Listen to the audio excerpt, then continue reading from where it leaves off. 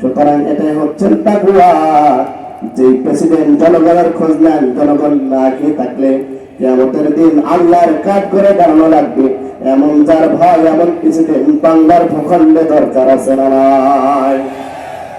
আমার ভাইরা, আমি এই কোরআন হাতে বলতেছি, আপনি আমাদের মতো একজন প্রেসিডেন্ট যদি বাংলার ভূখণ্ডে যদি প্রতিষ্ঠা করে ফেলেন, আল্লাহর কসম করে বলি, বাংলার ভূখণ্ডে কোনো মানুষ না খেয়ে মারা যাবে না, রাস্তাঘাটে কোনো ভিক্ষুক না খেয়ে মারা যাবে না, কারণ রাষ্ট্র থেকে তার খাবারের ব্যবস্থা করা হবে।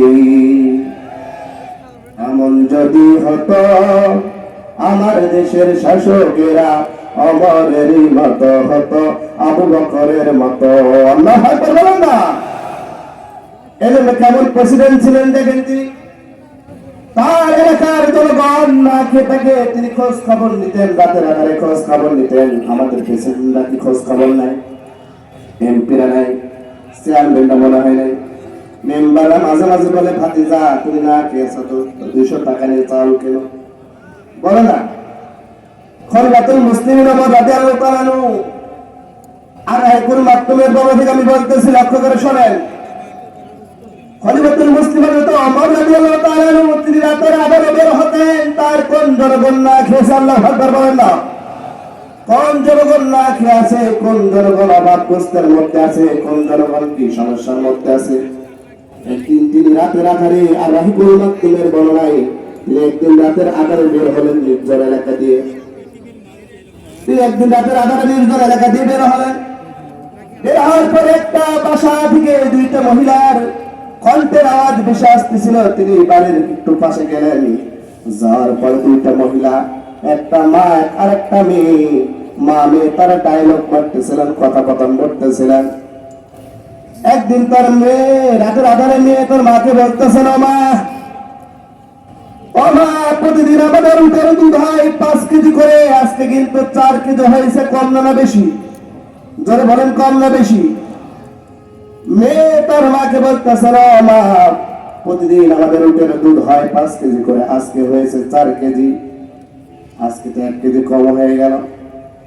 এবার মেয়ে তার মাকে বলতেছিল, আমার মেয়ে চিন্তা কেন, ওই 4 কেজি দুধের মধ্যে 1 কেজি পানি মিশিয়ে দিলে তো হয়ে যায়। নাউজুবিল্লাহ বলবেন না? না শ্বশুর বাড়ি যে বলবেন? হ্যাঁ, যদি বলেন না নাউজুবিল্লাহ। এবার মেয়েটা বলতেছেন, মা, আমাদের প্রেসিডেন্টের নাম কি?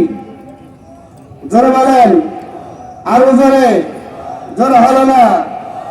মেয়েটা বলতেছেন, মা, আমাদের প্রেসিডেন্টের নাম অমর।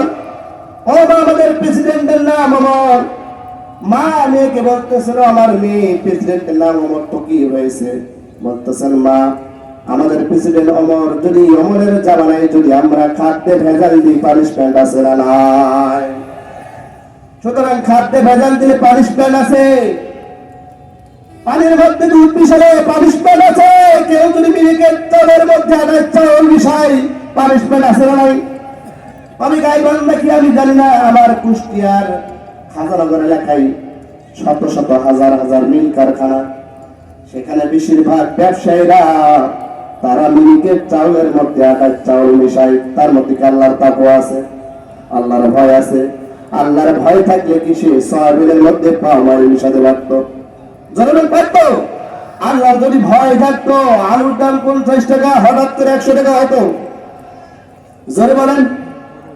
মনে হয় এখানে আলু ব্যবসায়ী আছে, নাহলে কথা এমন আসতে কেন? নাই তো, আর 2-1 জন বলছে আছে, আর সবাই তো নাই। তার মধ্যে হঠাৎ করে কোনো জিনিসের দাম দ্বিগুণ হতে পারতো না, যদি তার মধ্যে আল্লাহর ভয়, আল্লাহর তাকওয়া থাকতো। কথা বলেন ঠিক কিনা? এবার মেয়েটা বলতেছেন, মা, আমাদের প্রেসিডেন্ট নাম কিন্তু অমর। মা বলতেছেন, আমার মেয়ে প্রেসিডেন্ট অমর তো কি হয়েছে? অমর তো এখন আমাদের দেখে না, শোনে না। অমর তো সব জানে, শুনছে না। এবার মেয়েটা বলতেছে, না মা, আমাদের প্রেসিডেন্টের নাম অমর, সুতরাং অমরের জামাই কিন্তু খাদ্যে ভেজাল দেওয়া চলবে না। আল্লাহু আকবার বলেন না? এবার মা বলতেছেন, আমার মেয়ে, আমাদের প্রেসিডেন্ট অমর, তিনি তো বাসায় ঘুমায়, তিনি তো আমাদের দেখেন না। মেয়েটা বলতেছেন, আমার মা, আমাদের প্রেসিডেন্ট ঘুমায়, কিন্তু প্রেসিডেন্টের রবকে আমাদের জন্য কি ঘুমায়? জোরে বলেন না, ঘুমায়? সুতরাং দেখেন, প্রেসিডেন্ট যেমন মানুষের মধ্যে তাকুয়া আছে না নাই? এটা যখন তিনি প্রেসিডেন্ট হলেন, এক নাম্বার তার মনে ভয় ছিল, যদি এই জামানার মধ্যে যদি কোনো মানুষ না খেয়ে মারা যায়, তার মানে কিয়ামতের দিন আমাকে কাজ করে দাঁড়ানো লাগবে। একটা কুকুর না খেয়ে মারা যায়, আমাকে আল্লাহর কাজ করে দাঁড়ানো লাগবে। এটাই হচ্ছে তাকওয়া। আল্লাহু আকবার বলেন না? আর এখন তোমার নামে একটা এক্সাম্পল দিব, লক্ষ্য করে শোনেন। হযরত ওমর রাদিয়াল্লাহু তাআলা তিনি একদিন রাষ্ট্রের কাজ করতেছিলেন রাতের আধারে। একটা তিনি মোমবাতি জ্বালাচ্ছিলেন, হঠাৎ করে তারা যে একজন চলে আসলো। আসার পরে হযরত ওমর রাদিয়াল্লাহু তাআলা রাষ্ট্রের যে মোমবাতি তিনি জ্বালাচ্ছিলেন, ওই মোমবাতির সঙ্গে সঙ্গে নিভাইয়ে দিলেন, আর একটা মোমবাতি জ্বালালেন। এবার তো রাত্রে বলতেছেন, আমার বুঝলাম না, তুমি প্রথম মোমবাতি জ্বালালে কেন, দ্বিতীয়বার তুমি মোমবাতি জ্বালালে কেন, বুঝলাম না। আর এখন মাধ্যমের বলে লক্ষ্য করে শুনবেন।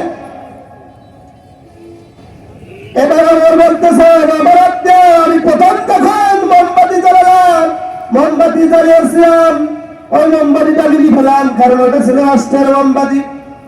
কারণ তুমি আমার ব্যক্তিগত লোক, আত্মীয় লোক, তোমার সঙ্গে যখন আমি কথা বলবো, তখন আমি যদি রাষ্ট্রের মোমবাতি জ্বালায়া যদি তোমার সঙ্গে কথা বলি, কিয়ামতের দিন এই মোমবাতির হিসাব দেওয়ার দরকার আছে না? জোরে বলেন, আছে ভাই? আর আমাদের নেতারা কি করে ফেলেন, মোমবাতি তো দূরে থাক, হাজার হাজার কোটি টাকা মেরে নিয়ে গেছেন। কথা বলেন না কেন? পদ্মা সেতুর অর্ধেক নাই, কথা বলেন না কেন? সুতরাং যারা ক্ষমতায় বসে টেন্ডারবাজি, চাঁদাবাজি করে, গোটা রাষ্ট্রের সম্পত্তি হস্তান্তর করে, গোটা রাষ্ট্রের সম্পত্তি তারা বিদেশে পাচার করেছে, আমি মনে করি ওরা আবু জাহেল, উতবা, শাইবার বংশধর ছাড়া কিছু হতে পারে না। কথা বলেন মুসলমান, ঠিক কিনা? ওরা ইমানদার নয়, ওরা বেঈমান, জালিম। এদেশের লক্ষ লক্ষ কোটি কোটি মানুষের পুকুরের টাকা আত্মসাৎ করে, চুরি করে তারা বিদেশে পাচার করেছে। আল্লাহর কোরআন যদি থাকতো, ওই সমস্ত দুর্নীতি বাদদের হাত কাটাতে। কথা বলেন মুসলমান, ঠিক কিনা? এই সমস্ত দুর্নীতিবাদ, চিটার